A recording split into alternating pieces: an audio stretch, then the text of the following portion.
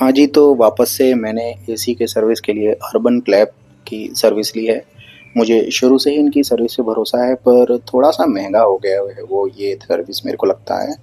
और ये देखो टेक्नीशियन भैया ने इस बार जो मैंने ऑप्शन देखा, इसमें इन्होंने फ़ोम वॉश भी करने का ऑप्शन दिया हुआ है, तो मैंने ये फ़ोम लगवा दिया है, इन्होंने फ़ोम अप्लाई किया है ऊपर।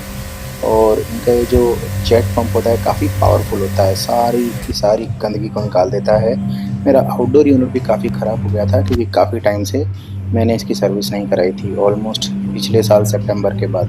तो ऐसा मैंने सुना है कि अगर हम साफ़-सफ़ाई रखाएँगे एसी की, तो बिजली के बिल पे थोड़ा बहुत फ़र्क पड़ता है। पता नहीं कितना सच है कितना झूठ, आप मुझे कमेंट करके बताना कि ये बात सही है कि नहीं।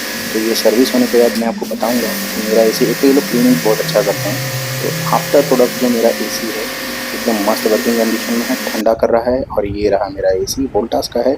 टाटा के प्रोडक्ट मुझे पसंद है। Thank you so much.